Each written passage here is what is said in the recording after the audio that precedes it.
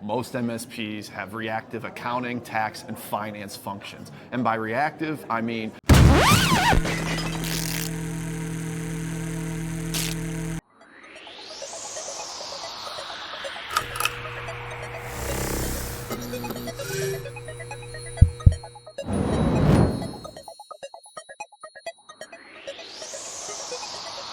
All right, everyone, we're here at the MSP Expo in Fort Lauderdale with Casey Seaborn from Stride. Nice to meet you. Thank you, Michael, for having me. Yes, my name is Casey Seaborn. I'm the Director of Business Development here at Stride.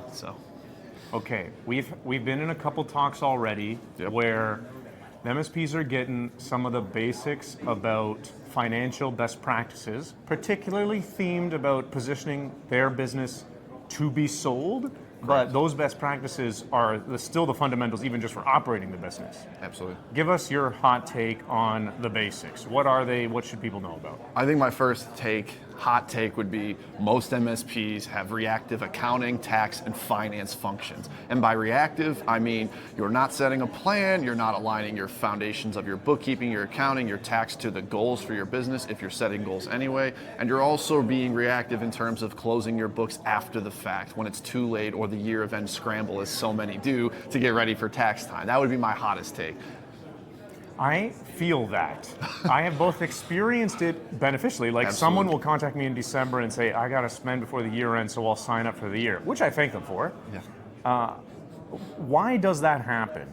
Should people be doing it? Like the scramble to spend money, I don't think it makes sense in some ways. Why does it happen? Break it down for us. Well, this year-end scramble to spend money typically comes from we don't have a plan, we might not have goals, we have unanticipated cash flow and profit. Great. But we don't want all of that to just increase our tax liability. We want to look at, for instance, making a bulk contribution to a 401k or deferring some expenses, making some purchases on financing so you can then amortize that in the following year. Or it could very much be paying a bonus to your people because it's better to reward those than to, in my opinion, send it to Uncle Sam.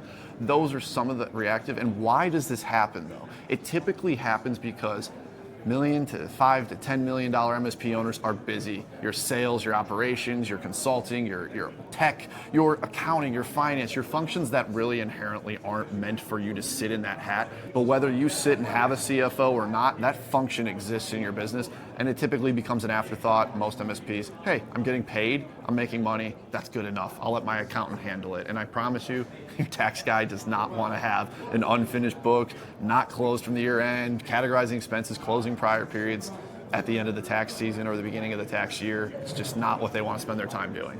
So what should they do instead of like cramming in to pay bills? Like how I experience is that someone will like pre-buy the next 12 months subscription like 2 days early so they get it in December 30th.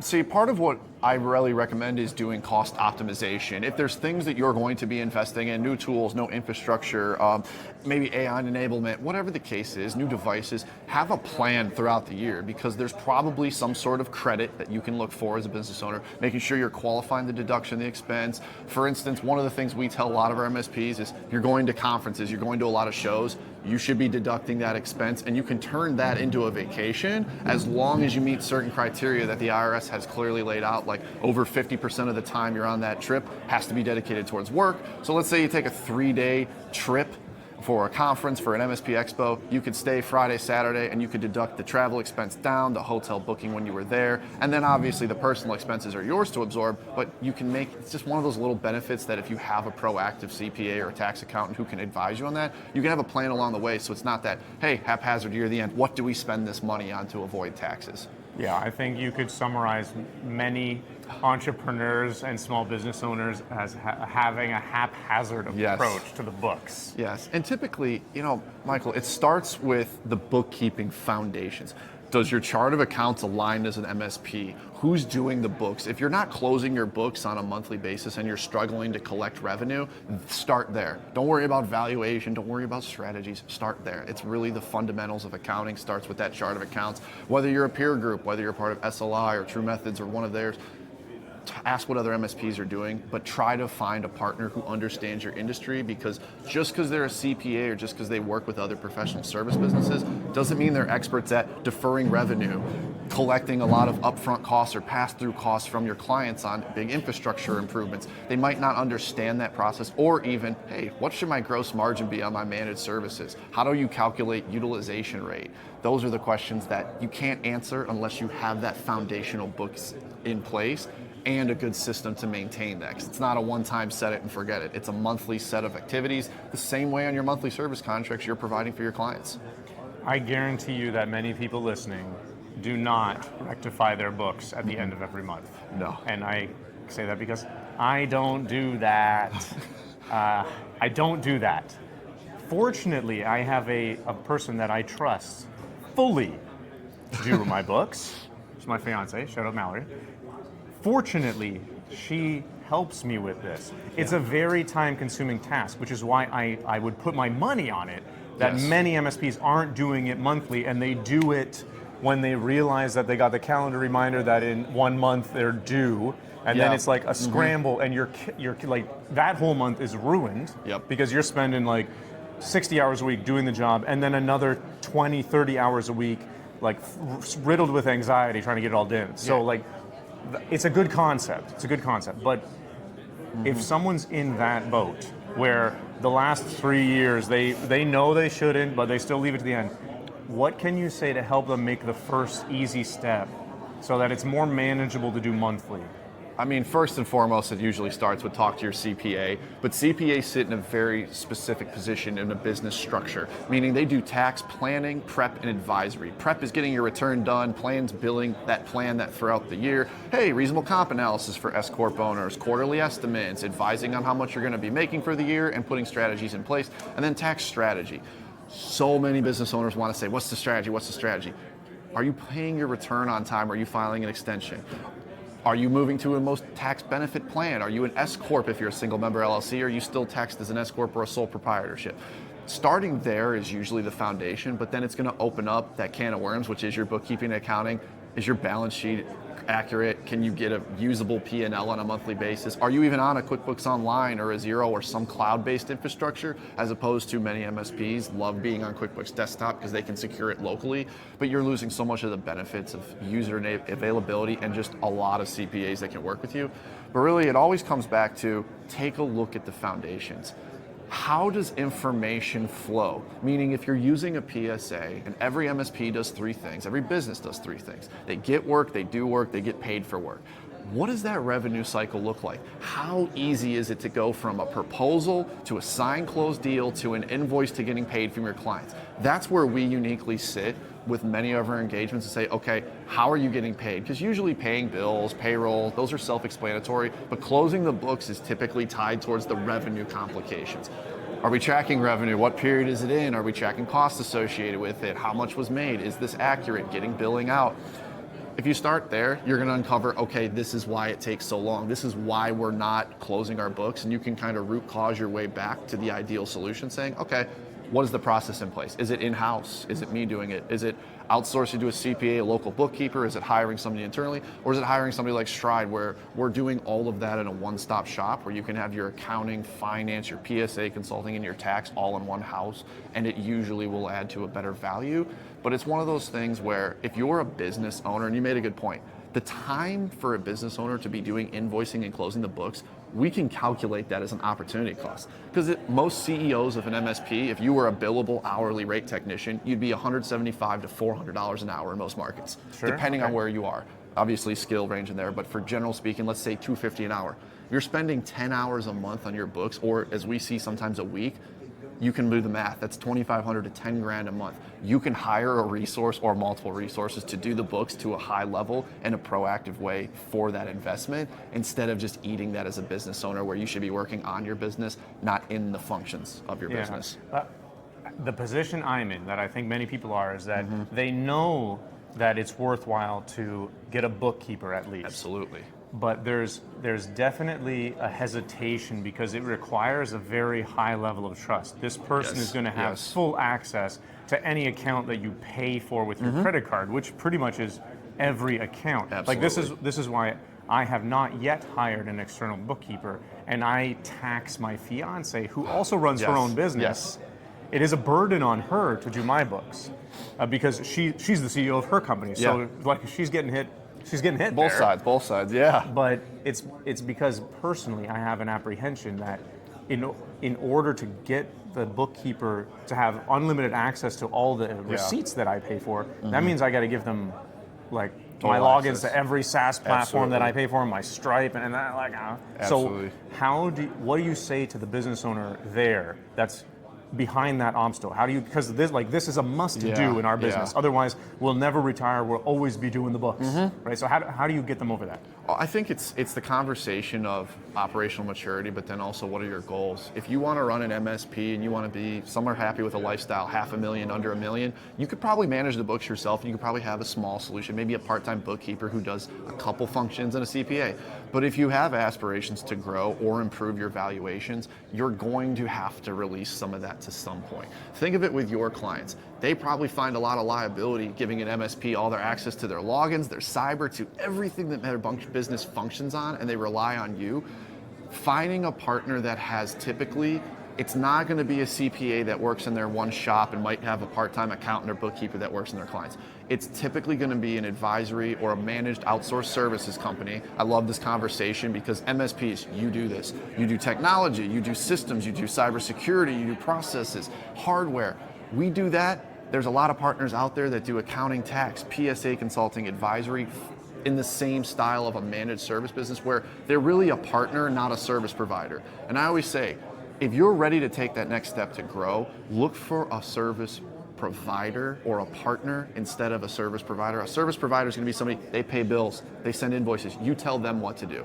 A solutions partner is going to say, okay, Mike, where do you want to go with this business? Here's what you can do, here's what you can't do, and here's what the plan is to make sure you receive an investment on this function that you're now investing in the accounting, the finance side.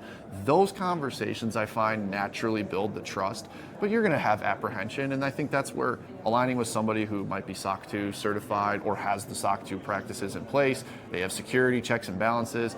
Team-based approach is usually best, not one bookkeeper, one accountant, somebody that has multiple people servicing the accounts, but one chain of command clearly. One person has access to everything and everybody else working only has access to what they're working on. I mean, I'm really preaching to the choir to the MSPs on this one, talking security, so.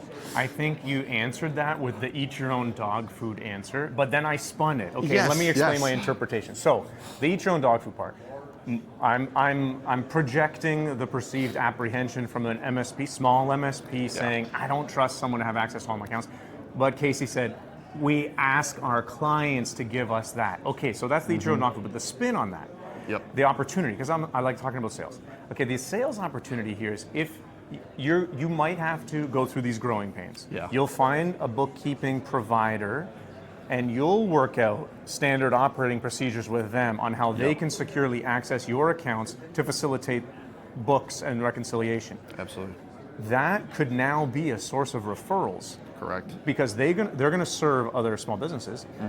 You already have an established SOP with them where you can say to the new client, the referee, we can fully facilitate a secure transaction here where this bookkeeper can access all of your accounts. We have, whatever delegated MFA access, you figure it out. So, and then this bookkeeper now has a new marketable advantage to promote to their prospects saying, I can rectify your books. I follow these security best practices provided by this managed service provider. And it's a win-win-win for all three parties involved. Absolutely. Okay, that's how we turn a bad situation into a sales opportunity. I love it, Casey. Yeah, I agree. I mean, one of the things that we did early on investing, we started serving the MSP industry about 5 years ago after being in business for 15 prior, or about just over 20 years now. We invested and said, we need to understand what are the tools that MSPs are using, what are the problems that they're facing, and what are the partners. We align ourselves with the secure partners. For instance, when we manage payroll, we use Gusto. If we do our accounts receivable management, we typically go with alternative payments or Connect Booster. Secure portals that meet the standard of the tools that MSPs are already using. But then it's that second piece that so many accountants miss of industry-specific expertise. Our role as sales professionals traditionally has been what? Provide information. There's information everywhere on Google. Our role as sales professionals, and this is a sales tip for MSPs too, you need to understand not only what information is out there, but what's relevant and what makes sense. That industry-specific expertise is why they're going to hire you. It's one thing to say, I do cybersecurity. It's one thing to say, I do cybersecurity for sensitive information companies, and I know HIPAA compliance like the back of my hand. That's what your clients are going to be looking for. We understand it at Stride, so we've embedded ourselves. We manage ConnectWise for many of our clients. We know how to put in chart of accounts based on whatever peer groups you're in, and we can give you the proactive tools that MSPs are uniquely have in their opportunities for tax liability consulting, savings on revenue, making sure you're getting yourself paid faster. One of the biggest opportunities to talk to your accountant is, can you help me with my revenue cycle? Can you help me get paid faster, more on time, and more seamless? I don't want to be chasing invoices. I don't want to be collecting clients. I don't want paper checks. And I want to say, hey, my services for March, they're paid automatically by every single client on the 10th. We send an invoice 5 days before the end of the prior month to say, hey, unless you want us to change something, we're going to bill you on the 10th ACH, and it automatically goes for your managed service agreements. I know subscription billing and the rest always can be a pain, but the more you can align that bulk of that MRR, that beautiful thing that is MRR, to being collected seamlessly, efficiently, and the third, profitably, the more you're going to have flexibility to invest in your business and take advantage of tax savings or investment opportunities like we've talked about earlier in the video. I have this problem personally. Yeah. I use Stripe as my payment processor. Okay. So all of my subscribers know they submit their credit card information through Stripe and it bills. My problem, it's a little bit of a problem with Stripe's user experience, but the problem is that people's credit cards expire, naturally, and then they get a new number and forget to update the Stripe one. So Stripe will send the email notification saying your payment failed, update your thing. And then after 3 notifications, it just simply cancels the subscription. And there's no Stripe. If anyone from Stripe's listening to this, please change this. I can't turn that off. So I have cancellations all the time because I try and call the subscriber and whatever, over the 8-day or 9-day retry period, can't get a hold of them, they don't update it, boom, cancels automatically. And sometimes I fall behind and I know that they're getting the automated emails, but I got one today.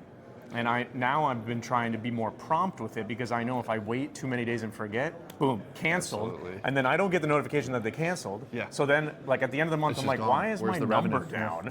Well, 3 people got, anyways. So this is the same thing about making sure you get paid on time painlessly.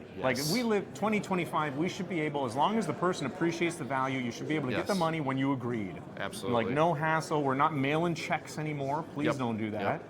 Pay me, electronic transfer, make it in the bank account. That's what we need to do because otherwise, again, you're just wasting your own time. Absolutely. If you value your time at $50, $150, $250 an hour, you're wasting money chasing after these checks where people should just pay you. And then it decreases the value of that money. You spent 10 hours to collect, let's say, $1,000 on a check. You've now already taken away your salary, but you're also reduced the value of that revenue on an hourly basis because there's opportunity costs. You can't be everywhere and do everything. And I think, for instance, in that experience right there, that's why ACH, rarely do companies change banks. And if they do, there's a notification and there's a notice. Second payment files. It's one thing if your clients want the convenience of paying credit cards, especially if you have a portal that you can pass on the fees to them. Awesome. You want your Amex, you want your travel miles, do it. I eat the credit card fees, whatever. But Because the convenience is more important to me. Exactly. Don't mail me a check. But then having ACH, a partner that can do ACH on file, credit card expires, say, hey, if you don't renew your credit card, we're going to automatically do ACH. Most of the time, business owners are looking at their bank accounts and they'll see that and be like, wait, why is this not going through Amex or United or whatever card they're using? And it at least sets another fail-safe where you're not, as the business owner, eating that cost and liability of when am I getting my revenue back? But your clients also aren't being inconvenienced where, hey, they're not paying for a service, now they got to pay catch-up periods and so on, because nobody wants to pay a bill when they already were due later down the fact when they have another one coming down the track. So making sure, payment expertise in that portal, making sure it's seamless as possible. It really, some places say 3 clicks. From the time you set up a portal for a new client, they should be able to go in 3 clicks to enter in their payment details and getting their first payment done. And looking for a partner and a software solution that does that is typically where you're going to find the most success being able to do that consistently instead of a manual process you build yourself. Sweet. Okay, let's go over one of the rules of thumb that I heard in a CPA was presenting about how MSPs can value their company and position it for sale to a private equity firm, talking about operating cash flow. and like the rules of thumb for how much cash to keep at any point in the bank account. Give us how you would calculate that. Yeah, so I think when you talk about M&A, there's a couple of really easy points to look for in areas of improvement. One is operating cash at hand.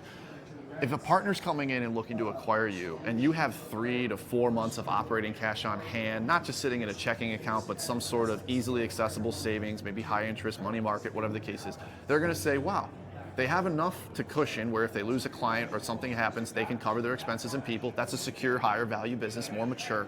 And then also they're gonna look and say, you're routinely generating a profit, because they're gonna look on multiple years. If you had 30,000 from the start of your business just sitting in that savings account all those years, they're gonna know.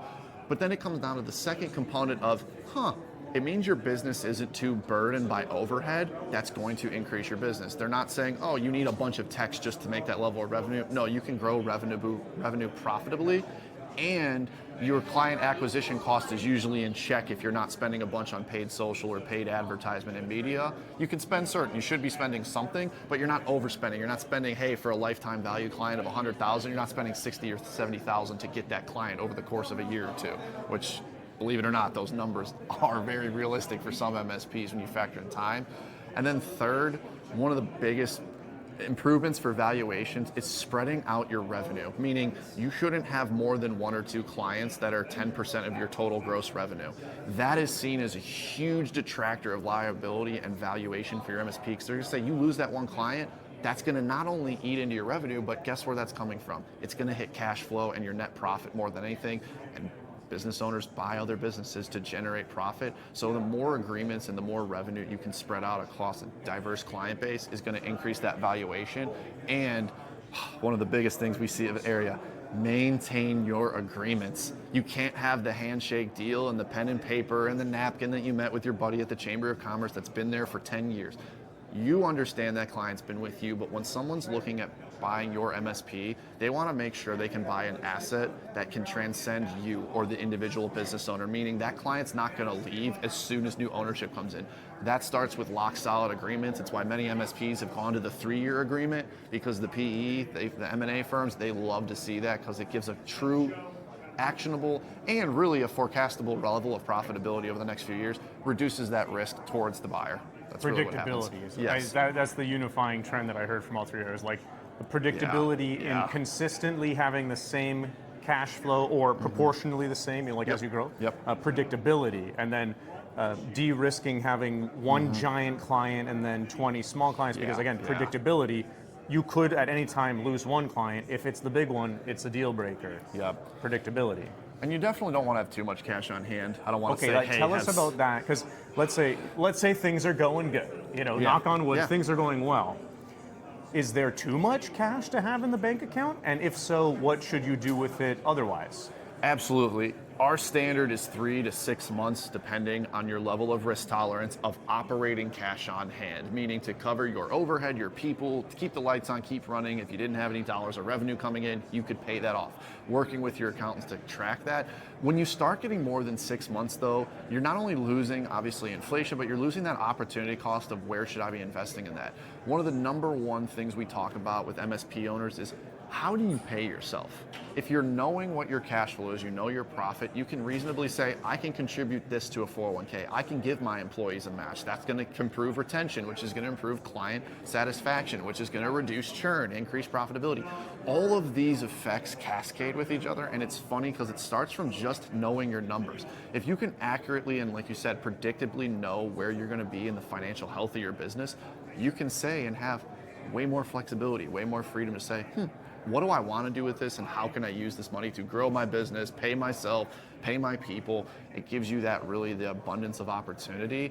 But yeah, some of the opportunities, what should you do? One of the biggest ones we see is 401k contributions. You can do up to, your individual employees, they can contribute $23,500 if they're under, I believe, 50 during the year in a 401k. You can give on their behalf up to $69,000 to each individual. So if you're churning a profit, you can make a mass end year contribution. That gives your employees pre-tax savings. It gives you tax savings by reducing your overall income and net profit, and you're improving your ability as a business owner to add wealth, so you're not so dependent on that sale. Because so many MSPs say, oh, I'll make money when I sell this one day. No, make money along the way. Give yourself, because nothing's guaranteed. You might think that you're going to sell for $5 million, but I hate to be the shocker for all the PE and M&A firms out there. They're looking to decrease the price of your sale. As soon as you say, hey, we're thinking this price, and they go and do their due diligence, they're not looking to just secure their asset. They're saying, is there a place we can get a discount? Can we take $200,000 off there, $500 there? And next thing you know, we see it all the time. What you thought was $3, $4, $5 million asset, maybe 5 to 10 EBITDA, ends up becoming 1 or 2 EBITDA, or maybe just 1x gross receipts or 2x gross receipts. You don't want to be in that position, and the longer you wait to build that solid foundation where you can predictably understand your finance, your accounting, your tax, your growth, it's going to be hard to really know where you stand in terms of valuation. You can reach out. The big takeaway there is when you cross the 6 month of cash flow, and there does need to be some predictability here too. Absolutely. So like if this is your first time stockpiling 6 months of cash flow, maybe it's not time to follow this, but if you've been, I'm making this up, you validate. Let's say you go for 6 months, and each of those 6 months, you have another 6 months of cash flow. So you have some stability here. That's the point where you recommend now they start thinking about doing something with the money, whether it's investing in new business processes or employee bonuses, with the 401k, or owner earn. It could be buying a vehicle, it could be buying equipment, it could be looking for some sort of deduction. I mean, we've had MSPs that they put solar panels on their business office and they get a credit for that. It really comes down to how can you improve the asset and value of your business. Sometimes, a lot of MSPs, this is pretty popular, they get to $1.5 million, maybe $2.5 million. Let's say 10 to 15 staff members, they usually look to buy the building that they're in. They spin off a different LLC and then they charge rent to themselves, but they are able to own that. That's another way to increase the value of your business, because now you're not just buying an asset that serves clients, you're buying real estate, and now that's factored into the decision. So the buyers would be like, at the very least, I could sell that property if I needed to.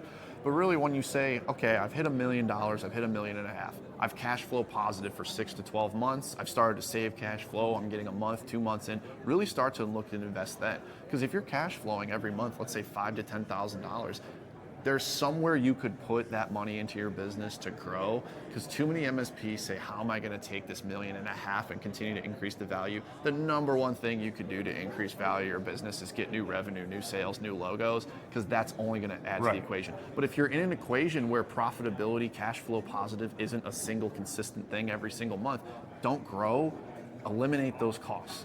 I mean, that's really where you're going to look and say, okay, something's not right. The math doesn't add up here. And it becomes a 1 + 1 = 2 or 1 + 1 = 0. You need to figure out what the case is going on and then be able to make corrections from there. Right. So this rule of thumb works for both cases where, like, you have the younger, smaller MSP that's trying to ramp up and grow. So they should probably reinvest that in some sort of sales and marketing motion. Or they have done this and the plateau is starting to get more comfortable with them. They have systems that are predictably growing, and then they still have extra funds, and that can be reinvested into some other thing. And like, just final point on that. Like, what happens if you don't? What happens if you just leave the cash in the checking account? What's the detriment there? Losing value to inflation. I mean, that's been a term that's been around. You're really, it's two things. You lose value, the money decreases in value every single year from the because it's not appreciating. You're saying. Absolutely. Because inflation is some percentage, and this is earning like a 0.5% savings rate or something. And if you can get into 3 to 5, most high interest savings or money markets are going to be somewhere in there. And then it's really the secondary is the opportunity cost. You're sitting on cash, you could invest that dollar somewhere. Improvement into systems, operations improvements, sales improvements. Plus you got to pay corporate income tax, quarterly estimates. There's a lot of opportunities to use that revenue. And I think one of the biggest ones that we'll see often is an MSP will be sitting there looking at their finances and saying, okay, I know I'm making money, but I don't know how much. That's going to make it really hard to look to invest. And one of the biggest things you can do for that is to look at your costs first. For instance, charging a credit card fee and eating that internally. We've seen $1 million, $2 million of revenue that's losing $60,000 to $90,000 annually because they're paying credit card fees. Switching to ACH, you've done nothing, added no new clients, you've added no new processes except saying, hey, can you guys pay ACH and it'll be at 0%? And you've just added $60,000 to $90,000 of annual cash flow. I mean, that's $5,000 to $8,500 a month of free cash flow. You could do something then to reinvest. And I guarantee, much like your clients probably have some Microsoft subscriptions and things they're paying for that they're really not using, I guarantee in your business you have tools, you have processes and systems that are costing you money or you're paying for and you're not receiving a return on. Starting there first is really the easiest way, and you can do that yourself. Look at how you're getting paid, what fees you're paying, and then how else and where else are you investing in systems just on the accounting or system side. You might be selling data, you might be paying for a console and not even having any clients on it anymore. That happens. Things get missed. Going through with that comb is usually the first step that MSPs can do, and it takes 2 hours on a Sunday. You look through and you look for some cost savings opportunities. Beautiful. All right. We're here at the MSP Expo. Yes. Casey Seaborne from Stride. Thank you, Michael. I appreciate it. It was great. Those are financial bookkeeping basics for MSPs. Love it. We should all learn about this because these are the fundamentals that we need to remember, because that's what the business is about. It's not just about technology. That's the value we deliver. Yes. But doing the books, that's the basics about running the business. You're here to make money. Your business should make money. You need to focus on where is the money going and are we in a solid financial position. So Michael, thank you again. I really appreciate it. Right on, Casey. All right. Signing off. Thank you. Enjoyed this episode? Hit like, drop a comment, and subscribe. Stay tuned for more exclusive insights from MSP Expo.